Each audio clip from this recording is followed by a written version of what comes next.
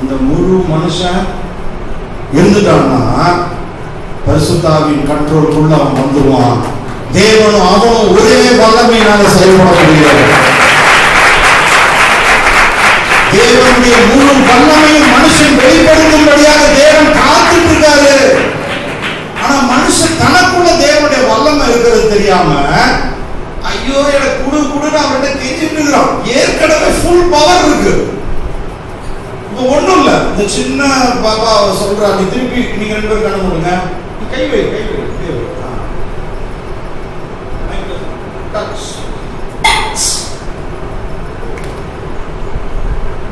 யாராவது வேணும் வருவாங்களா? முடியாது.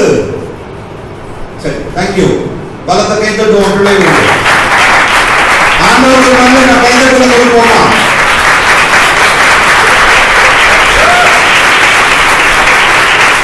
ஆண்டவர் யாரு?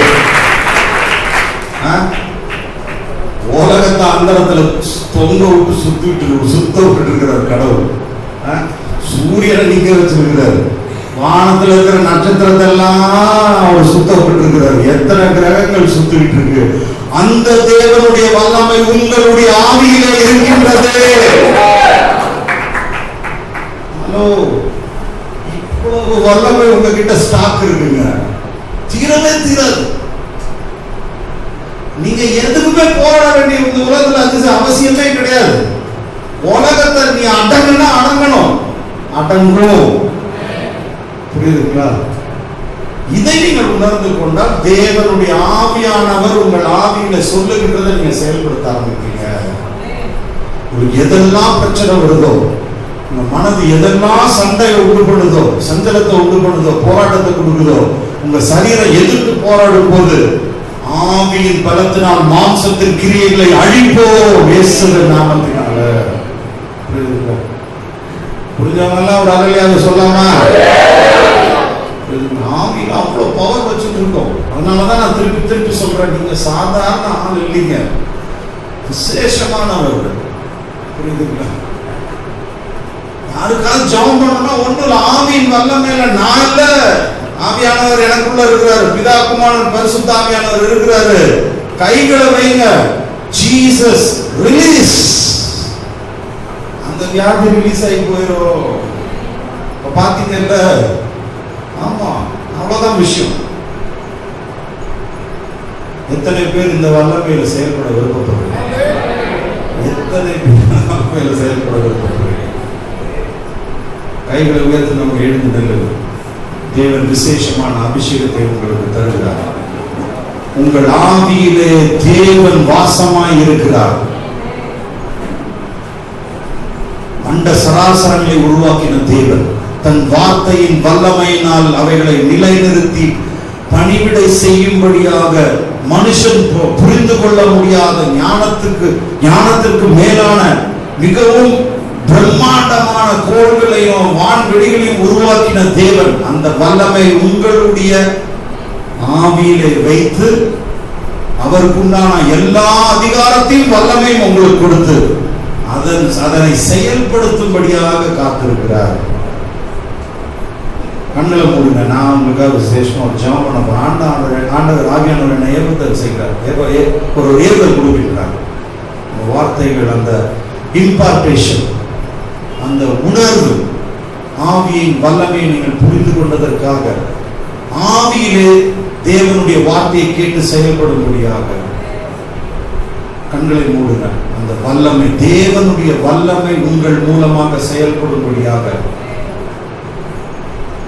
நாம் எல்லாரும் ஒருமனப்படுவோம். ஆண்டவரே, நாங்கள் ஒருமனப்படுகிறோம். எங்கள் ஆவியில நீர் வாசமாய் இருக்கிறீர் என்பதை நாங்கள் புரிந்து கொள்கிறோம்.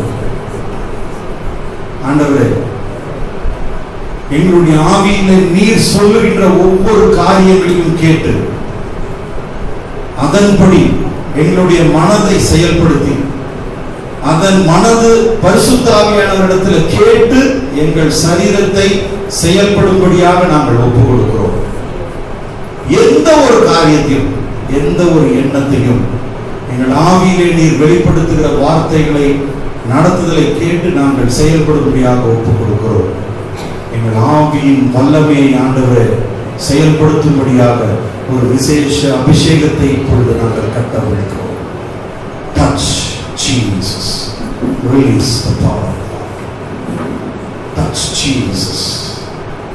Release. Release. Release. பெற்றுக்கொள்ளுங்கள். Fire Jesus. Release Jesus. ஆவியிலே செயல்படும்படியாக மனதையும் சரீரத்தையும் வஞ்சிக்கிற பொல்லாத பிசாசுடைய வல்லமை out in the name of Jesus. Release. Release the power of Holy Spirit. ஆவியிலே பரிசுத்த ஆவியின் வல்லமை செயல்படும்படியாக touch Jesus. Touch. Touch Jesus. தேவனுடைய வல்லமை, தேவனுடைய வல்லமை உங்கள் ஆவியிலிருந்து புறப்பட்டு போகும். கிறிஸ்து இயேசுவினிடத்திலிருந்து எப்படி குணமாக்குகிற வல்லமை, பிசாசுகளை துரத்துகிற வல்லமை, மனுஷனுடைய சிறைப்படுதலை நிர்மூலமாக்கி விடுதலை அளித்த அந்த வல்லமை, இன்னும் அதற்கு மேலான வல்லமை உங்களுடைய ஆவியிலிருந்து இனி புறப்பட்டு போகட்டும். சரீரத்திலையும் மனதிலையும் போராடுறதை விடுங்க. பாரம்பரியமான வார்த்தைகளை சொல்லி சொல்லி ஆவியின் வல்லமை அவமாக்காதீங்க. ஆவியானவர் சொல்றதை மட்டும் சொல்லுங்க. நன்றி ஆண்டவரே, உம்மை துதிக்கிறோம், நாம் மகிமைப்படுத்துகிறோம். ஆவியில உங்களுடைய வல்லமையை செயல்படுத்தும்படியாக நீர் செய்கின்ற அந்த காரியங்களுக்காக நன்றி செலுத்துகிறோம். நன்றி செலுத்துகிறோம் அப்பா. நன்றி ஆண்டவரே. என்ன கண்ணில் திறந்து உட்காருங்க.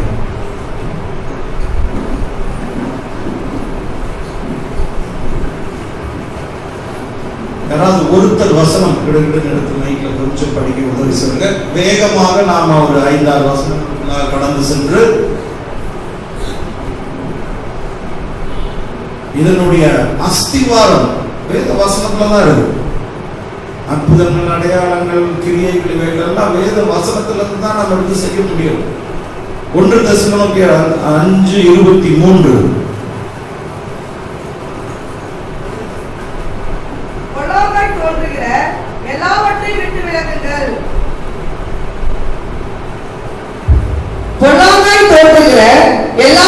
விட்டு விலகுங்கள். 1 தெசலோனியர் 5:23 சமாதானத்தின் தேவன் தாமே உங்களை முற்றிலும் பரிசுத்தமாக்குவாராக. உங்கள் ஆவி, ஆத்துமா, சரீரம் முழுவதும் நம்முடைய கர்த்தராகிய இயேசு கிறிஸ்து வரும்போது குற்றமற்றதாய் இருக்கும்படி காக்கப்படுவதாக. உங்களுடைய ஆவி, ஆத்மா, சரீரம் குற்றமற்றதாய் காக்கப்படுவதாக. நம்ம சொந்த முயற்சியில காத்துக்கொள்ள முடியவே முடியாதுங்க. பரிசுத்த ஆவியானவர் அந்த வேலையை நமக்கு செஞ்சு தந்துருவார்.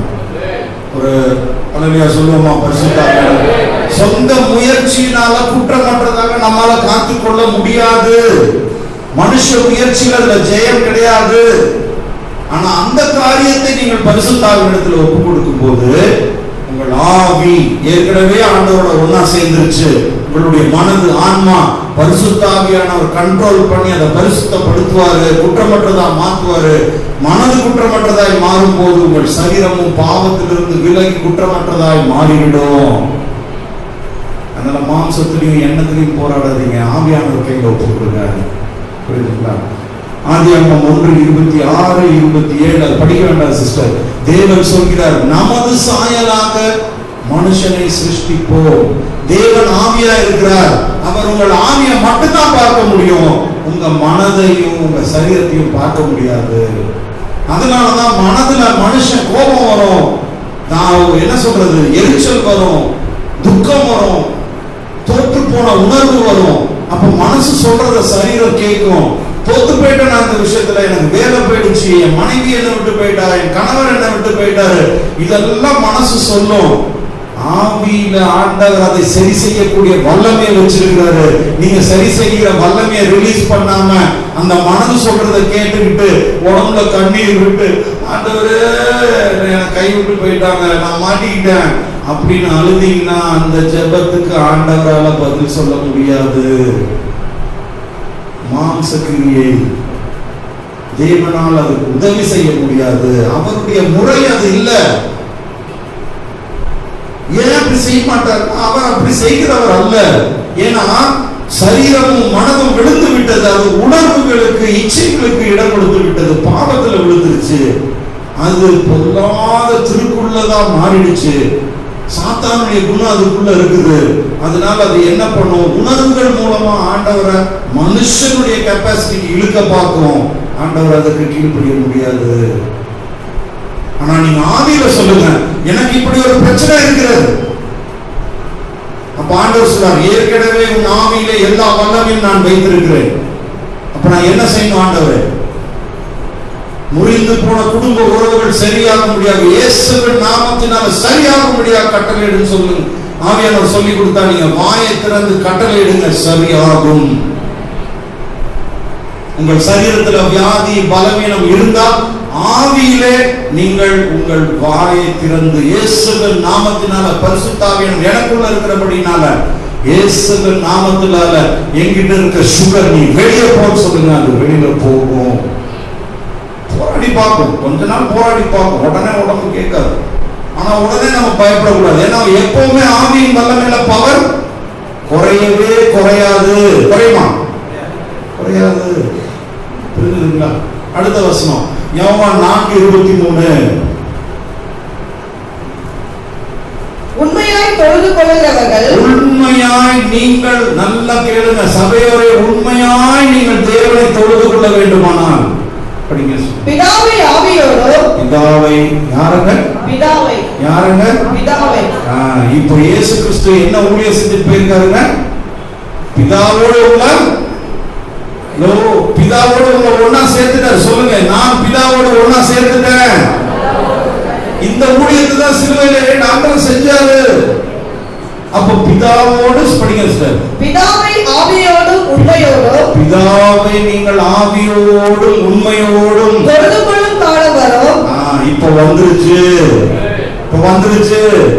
அதனால தம்மை தொழுது கொள்கிறவர்கள் இப்படிப்பட்டவர்களாய் இருக்கும்படி பிதாவானவர் விரும்புகிறார். பிதா எப்படி விருப்பப்படுகிறாருங்க? ஆவியோடு உண்மையோடு. சொல்லுங்க, பிதா எப்படிங்க அவங்க தொழுது கொள்ள விருப்பப்படுறாரு? அவரை நீங்க எப்படி தொழுது கொள்ளணுமா? அப்போ இந்த அல்வாக்குன்ற வேலை நம்ம போய் புத்த அடிக்கிறோம், என் பொண்டாட்டி எனக்கு திட்டுறோம், என்ன கூட ஓடி போயிட்டா வரமாட்டேங்கிறான், நான் வந்து எவ்வளவு கேட்டு போகுது. இப்ப டிவியில சொல்றவங்க எல்லாம் பாருங்க, அல்வாக்குன்ற வேலை இப்படிலாம் ஆண்டவர் தொழுது கொண்ட கேட்க கூடாது. ஆண்டவரே, இந்த ஜனங்களுக்காக நான் ஜெபிக்கிறேன், ஆண்டவரே இரக்கமாயிரும். நல்லா பேசிட்டே இருப்பாங்க, அழுவாங்க. இதெல்லாம் அங்க என்னங்க வசனம் சொல்லுது? இயேசு கிறிஸ்து என்னங்க செஞ்சாரு? பிதாவுடைய சித்தத்தை தவிர வேற எதுவுமே செய்யல. நீங்க அவருடைய பிள்ளைகளாக மாறிட்டீங்க. நீங்க என்ன செய்யணும்? பிதாவுடைய சித்தத்தை தான் செய்யணும். பிதா என்ன சொல்றாரு? ஆவியோடு உண்மையோடு தொழுது கொள்ளுங்கள். அப்ப நீங்க பரிசுத்த ஆவியின் இடத்துல கேட்டுதான தொழுது கொள்ளணும். சும்மா அல்வா கிண்டி கிண்டி கிண்டி நானும் அப்பா முடியல. வீட்டுல சண்டை போட்டா போறோம், வேகமா வந்து சர்ச்சு வந்து தபார்னு போட்டு யாருமே சர்ச்சில் இருக்க மாட்டாங்க. முட்டிக்கோட போட்டு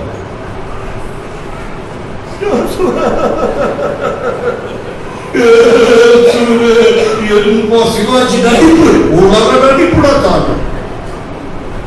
இதுக்கெல்லாம் ஆண்டவர் அசர மாட்டார். உங்களுக்கு வேணா திருப்தியா இருக்கும். உங்க சரீரத்தை பார்த்தீங்களா, ஆஹா பிரமாதம், பேஷ் பேஷ் நான் என்ன பண்ணிட்டேன்னு சொல்லும். ஆனா ஆண்டவர் ஐயோ நான் சொன்னது என்ன?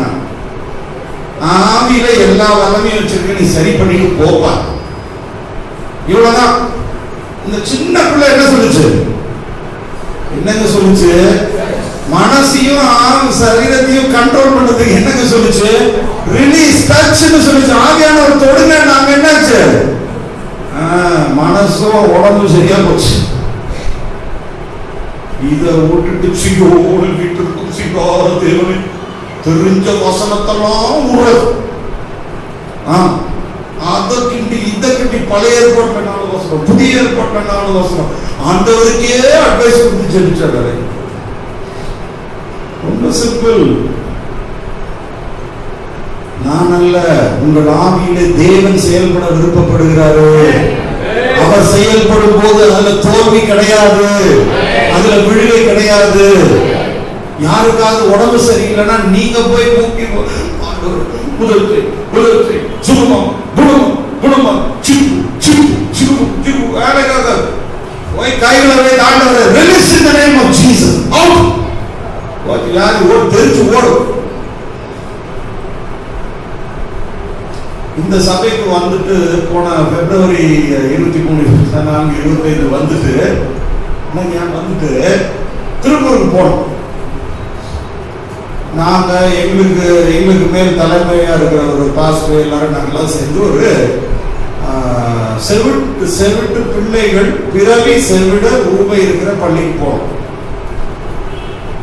143 பிள்ளைகள் பிறவி செவிடர்கள், பிறவி.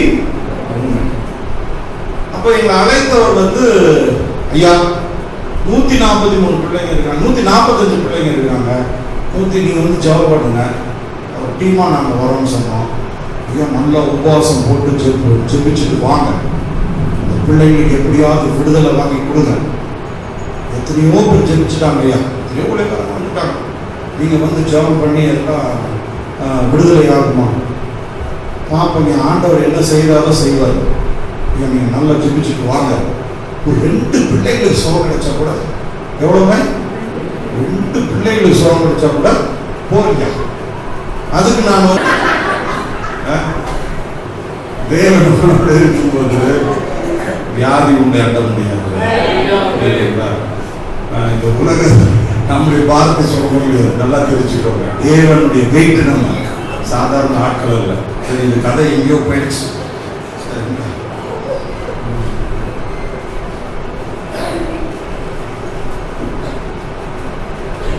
1 பேதுரு 3ஆம் அதிகாரம் 4ஆவது வசனம். அவ்வளவுதான், வசனத்தோட நம்ம முடிப்போம். அழியாத அலங்கரிப்பா இருக்கிற சாத்தமும் அவைகளும் உள்ள ஆவியாகிய இருதயத்தில் மறைந்திருக்கிற குணமே உங்களுக்கு அலங்காரமா இருக்க கடவுது. அந்த இருதயம் தாங்க உள்ளான மனுஷன், நம்முடைய ஆவி மனுஷன். புரியுதுங்களா? நமக்குள்ள உள்ள ஆவி மனிதன் ஒருத்தர் இருக்கான், நம்மள மாதிரியே இருப்பான். அந்த ஆவிதான் யோவான் நிறைய இடத்துல எழுதுறார். எனக்கு ஒரு மனிதனை தெரியும், ஆவியில எடுத்துக்கொள்ளப்பட்டான். அவரை பத்தி தான் சொல்றார். யோவான் ஆவியில் எடுத்துக்கொள்ளப்பட்டார். ஆவி நம்மை விட்டு பிரிந்து போறது அர்த்தம் கிடையாது. நம்முடைய ஆவி ஆண்டவர் எப்படி வேணா உபயோகப்படுத்த முடியும். புரியுதுங்களா? அதை நம்ம என்ன பண்ணணுமாங்க? வசனம் படிங்க சார். அழியாத அலங்கரிப்பா இருக்கிற சாத்தமும் அவைகளும் உள்ள ஆவியாகிய இருதயத்தில் மறைந்திருக்கிற குணமே உங்களுக்கு அலங்காரமா இருக்க கடவுது. அதுவே தேவனுடைய பார்வையில் விலையேற பெற்றது. அதுதாங்க தேவனுடைய பார்வையில விலையேற பெற்றது. எப்படி நாங்க சாதாரண விசுவாசியா ட்ரம் அடிச்சு குதிச்சு அந்நிய பாஷையில கத்திக்கிட்டு இப்படி எல்லாம் பண்ணிட்டு இருந்த நாங்க ஆண்டவருடைய வல்லமையில செயல்படுத்துவோம்னா ஒண்ணுமே விஷயம் இல்லைங்க. எங்களுக்குள்ள நாங்கள்ல பரிசுத்த ஆவியானவர் இருக்கிறாரு. ஆண்டவரை சுகப்படுத்தினா அவர் சுகப்படுத்துறாரு. கேன்சர் கட்டிகள் மறைவதை பார்த்திருக்கிறோம், எய்ட்ஸ் நோய் குணமாகிறத பார்த்திருக்கிறோம், சீல் வழிந்து புண்ணு ரணமாயி காலில் கிழிஞ்சு ஆறாத புண் 5 நிமிடத்துல பட்டு போய் காய்ந்து உறைந்து சரியான தோல் வளர்றதை பார்த்திருக்கிறோம். கையில பச்சை குத்தி இருக்கிற பச்சை மறைந்து சாதாரண தோலை மாறுறத ஆண்டவர் செய்கிறத பார்த்திருக்கிறோம். இதெல்லாம் தேவன் உங்களுடைய ஆவியின் மூலமாக செயல்படுத்த விருப்பப்படுகிறார். அதனால நீங்க ஆவியின் பலத்துல உள்ளான மனிதனை நீங்க பலப்படுத்துங்க. ஆண்டவரோடு நீங்க ஐக்கியப்படுங்கள். தேவன் கொடுத்த மிகப்பெரிய ஈவு, தேவனுடைய வல்லமையை நாம் செயல்படுத்தக்கூடியதுக்கு பர்மிஷன் இயேசு மட்டும் தான் செய்ய முடியாது. ஆனா இன்னைக்கு நம்ம செய்யும்படியா கொடுத்திருக்கிறார். ஒரு அகலையா சொல்லாமா? அதற்கு தகுதி என்ன? உங்கள் இருதயம் தேவனோட இருக்கணும், உங்கள் ஆவி தேவனோட இருக்கணும். காய்ச்சல் வந்தா குரோசின் கால்பாடு டோலோ 650 ப்ரூஃப்ன சாப்பிட்டு பிரயோஜனம் இல்ல. இயேசுவின் நாமத்துல காய்ச்சல் வெளியே போன்னு சொல்லுங்க, சர்வனே இறங்கும். டெம்பரேச்சர் இறங்கும், ஜெபிச்சா இறங்குது. தலைவலி இயேசு நாமத்துல அவுட். தலைவலி போகும், வயிற்றுவலி போகும், உங்களுடைய ரத்த சம்பந்தமான காரியங்கள் சரியாகும். கொலஸ்ட்ரால் ஏறி இருக்கு, இயேசுவின் நாமத்துல நார்மல் ஆகு. எனக்குள்ளாக இருக்க பரிசுத்த ஆவியின் பலத்தினாலும் இயேசு கிறிஸ்துவின் நாமத்தினாலும் என் சரீரத்துக்கு கட்டளையிடுகிறேன்னு சொல்லுங்க. சரீரம் கீழ்ப்படிந்தே ஆக வேண்டும். அதுக்கு மாற்று வழியே கிடையாது. சுகத்தை தேடி போராடி சரீரத்துல மனதுல போராடிட்டு இருக்காதீங்க. மனது ஏமாத்திக்கிட்டே இருக்கும். உங்களுக்கு சுகர் வந்துருச்சு, ஐயோ சுகர் கம்மியாயிரும், ஒரு டேப்லெட் சாப்பிட்டு, சுகர் ஜாஸ்தியா போச்சு, ஸ்வீட் சாப்பிட்டுன்னு சொல்லும். நம்பாதீங்க. பொய் பொய் பொய், அவ்வளவு பொய். ஆவியானவர்கிட்ட கேளுங்க, ஆண்டவரே எனக்கு சுகர் இருக்கா? இப்ப நான் ஒரு ஜிலேபியை தின்ன, கையெல்லாம் மரமரங்குது, காலெல்லாம் துரு துருங்குது, சக்கரை இருக்கிற மாதிரி காமிக்குது, நாக்கு வரலுது, நான் போய் சுகர் டேப்லெட் சாப்பிடவா? நீங்க என்ன தூங்குறீங்களான்னு கேளுங்க ஆவியானவர்கிட்ட.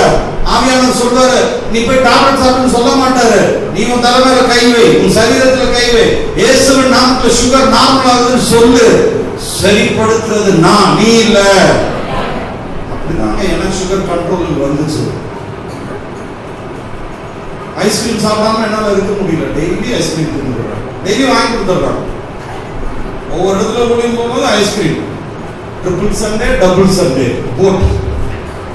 எவ்வளவு ஐஸ்கிரீம் அமுக்கி ஒண்ணு மேல ஒண்ணு சாப்பிட முடியுமோ வச்சு சாப்பிடுறேன். ஒவ்வொரு வீட்டுக்கு போனாலும் சாப்பிடுங்க சாப்பிடுங்க, நம்ம துக்கப்படுத்த கூடாதுன்னு எல்லா வீட்லயும் சாப்பிடுங்க. என்ன பண்ணாலும் ஆண்டவர் ஆவியானவர் நமக்குள்ள இருக்கிறதால ஒன்றும் செயல இல்ல, சரீரத்துல தேய்மானம் இல்ல. இதுல அவ்வளவு பெரிய வல்லமை தேவன் வைத்திருக்கிறார். சரி, நாம் எழுந்து நிற்போம், கண்களை மூடும், அந்த வல்லமையில நாம் செயல்படுவோம். நான் இப்பொழுது ஒரு வித்தியாசமான காரியத்தை தேவனுடைய ஆவியானவர் இந்த சபைக்கு செய்ய விருப்பப்படுகிறார். இயற்கைக்கு அப்பாற்பட்ட காரியத்தை நீங்கள் செய்ய விருப்பப்படுகிறீர்களா? இல்ல சரீரத்துல போராடி மனதுல போராடி ஜெபிக்க பாக்குறீங்களா? கொட்டாய் விடுறவங்கள நல்லா பதில் சொல்லுங்க பாப்போம். சொல்லுங்க. ஆவியின் பலத்துல செயல்படுறவங்க கைகளை தூக்குங்க. இப்ப நம்ம என்ன பண்ணலாம் அப்படின்னா, எண்ணெயை நாம் எல்லாம் சேர்ந்து ஜெபிப்போம். நீங்க ஒவ்வொருத்தரும் உங்க பக்கத்துல இருக்கவங்க மேல எண்ணெயை தொட்டு அவர்கள் மேல் கைகளை வைத்து, அவர்களுக்கு என்ன தேவைங்கிறது யாருக்கு தெரியும்? பரிசுத்த ஆவியானவருக்கு தெரியும், இயேசுவுக்கு தெரியும். நீங்க என்ன சொல்றீங்க? இயேசுவே தொடுங்க, டச், இவ்வளவு மட்டும்தான் சொல்றீங்க. ஆவியானவர் அவர் செய்யறத சரி பண்ணணும். என்னென்ன சரியாக்கணுமோ, பணம் வேணும்னா பணத்தை ஆவியில அவர் கொடுப்பாரு. அதுக்கப்புறம் நம்ம சரீரத்துக்கு வரும். என்ன பண்ணணுமோ ஆண்டவர் சைடு ஆவியானவருக்கு விட்டு கொடுப்போம். ரெடியா? கைகள் அந்த எண்ணெய்க்கு நேராக நீட்டுங்க. எல்லாரும் சேர்ந்து என்னோட சேர்ந்து சொல்லுங்க. இயேசுவே, நாங்கள் எல்லோரும் ஒருமனப்படுகிறோம். இந்த எண்ணெயை பரலோகத்தினுடைய தைலமாக மாற்றும்படியாக நாங்கள் ஒப்பு கொடுத்து ஜெபிக்கிறோம். இந்த அபிஷேக தைலமாக மாறட்டும். இந்த அபிஷேக தைலம் யார் மீது படுகிறதோ அவர்களுக்கு என்ன தேவையோ, அது சரீர சுகமா இருக்கலாம், ஆன்மாவில ஒரு சமாதான விடுதலையா இருக்கலாம், ஆவியில ஒரு புதிய அபிஷேகம் வல்லமையா இருக்கலாம். நீர் என்ன செய்ய விருப்பப்படுகிறீரோ செய்யும்படியாக ஒப்புக்கொள்கிறோம். உங்களுடைய கரம் இந்த எண்ணெயை தொடட்டும். Please touch Jesus. பரிசுத்தாவின் அபிஷேகத்தை இதன் மேல் கட்டவிழ்கிறோம். சரிங்களா?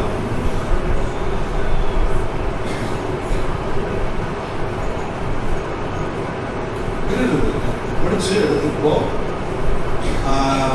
ஒவ்வொருத்தர்கிட்ட வரும்போதும் நீங்க எண்ணெயை தொட்டு அடுத்தவங்க நெத்தியில போட்டு அள்ளி நெத்தியில வச்சு சிலுவை போடாது. தயவு செஞ்சு சிலுவை போடாதீங்க. தேவனுக்கு பிரியமில்லாத காரியம். அபிஷேக தைலத்தை வெறுமை தொடுங்க. உங்க பாரம்பரியத்தை இது பண்ணாதீங்க. நீங்க என்ன சொல்லணும்னா, சும்மா லைட்டா அந்த எண்ணெயை தொட்டு உங்க பக்கத்துல இருக்க தலை மேல வச்சு இயேசுவின் நாமத்துல டச், அவ்வளவுதான். எண்ணெய் நெத்தியில வலியிற மாதிரி சொத சொதன்னு படாத மாதிரி பண்ணாதீங்க. புரியுதுங்களா? உங்களுக்கு பழி வாங்கணும்னு நினைச்சா வெளியில போய் எண்ணெய் ஊத்திக்கும், இங்க வேணாம். புரியுதுங்களா? இது அபிஷேக தைலம். ஒரு சொட்டை எடுத்து அவங்க தர ஒவ்வொருத்தரா சிஸ்டர்ஸ் பிடிக்கிறதுக்கு ரெடியா இருக்கும். சும்மா உள்ள கிண்டெல்லாம் வேணாம், ஒரு சொட்டு விரல வைக்கணும், அவ்வளவுதான். பிடிங்க, கொஞ்சம் ஹெல்ப் பண்றவங்க பிடிங்க. நீ அடுத்து ஒவ்வொருத்தையும் கொடுமா, மாத்தி மாத்தி.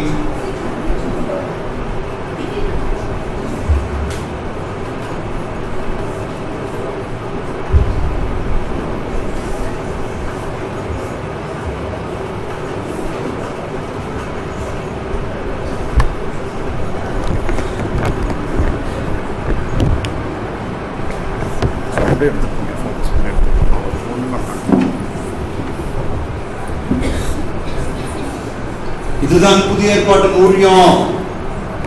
எண்ணெயை ஜெபித்து நீங்க அடுத்தவர்கள் மேல் கை வைக்கும் போது விடணும்னா எதிர்பார்க்காதீங்க. வச்சுட்டு ஜீசஸ் டச்னு சொல்லிட்டு போயிட்டே இருங்க. எல்லாரும் கீழே விடணும்னு அவசியம் கிடையாது.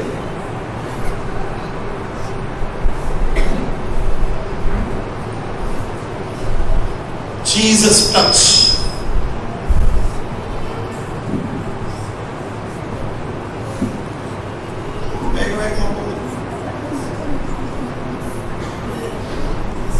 எல்லாம் பார்த்து உணர்ந்து நீங்க போய் உங்கள் வீட்டில் ஊழியத்தை செய்ய துவங்குங்க.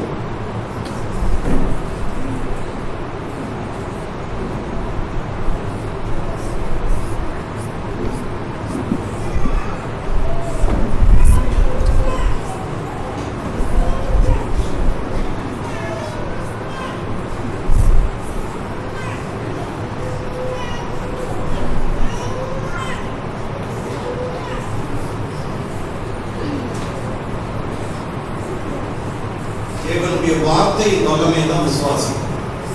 நம்ம எப்படி இருக்குங்கிறத மனசுல போட்டு யோசிக்க வேண்டாம். மனசான சொல்லி நீ சரியா நீ சரியா யோசிக்க வைக்கும். அதெல்லாம் கண்டுக்கதி. மனசை போய் மண்டலத்தை பேசாம இருக்க சொல்லுங்க. ஆவியானவரின் ஆவியில என்ன வேணா சரி பண்ணுறது. தேவனுடைய ஆவி வல்லமை ஒவ்வொருவருக்குள்ளும் பரிசுத்தாவின் வல்லமை இருக்கின்றது. அதைத்தான் ஆண்டவர் உங்களுக்கு வெளிப்படுத்திக் கொண்டிருக்கிறார்.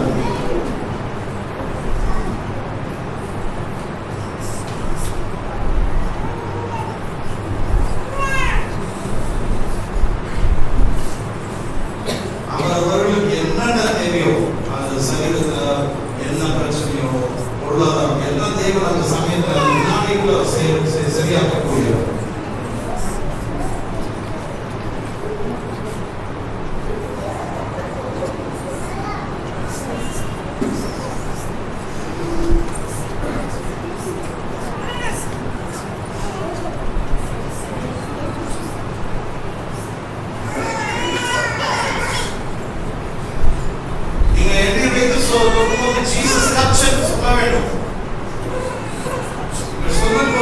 தேவன் அதை செயல்படுத்துவோம். அவ்வளவு பெரிய தேவன் மனுஷன் சொல்லுகின்ற உத்தரவுக்காக காத்திருக்கிறார். எவ்வளவு தாழ்மா பாருங்க.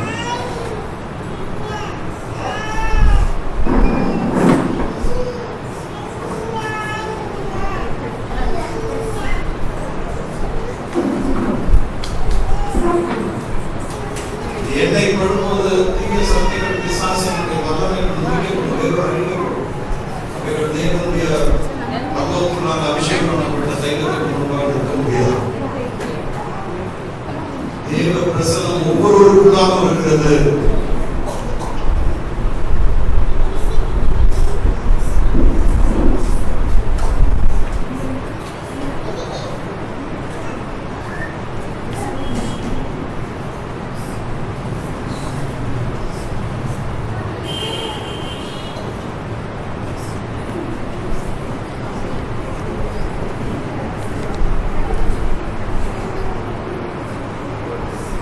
சீக்கிரம் தேவையில்லாம பேச வேண்டாம்.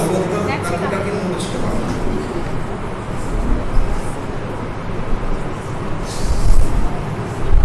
அபிஷேகத்துக்காக பல பெந்தகோஸ்து சபைகள்லாம் ட்ரம் 25 வருஷமா அடிச்சுக்கிறாங்க. ட்ரம் எல்லாம் கிழிஞ்சு போய் மாத்திட்டாங்க. ஆனா அபிஷேகம் கிடைக்கல. இங்க நீங்க ட்ரம் அடிக்காம அபிஷேகம் ஆண்டவர் இங்க கிரியை செய்யறாரு.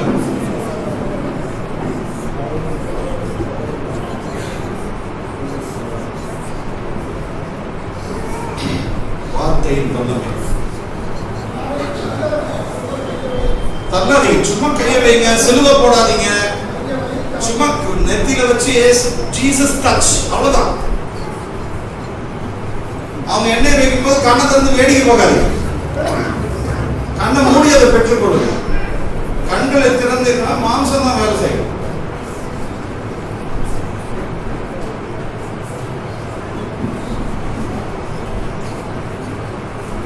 அவங்க ஒருவேளை இது வரலன்னா அடுத்தவங்க கிட்ட கொடுங்க.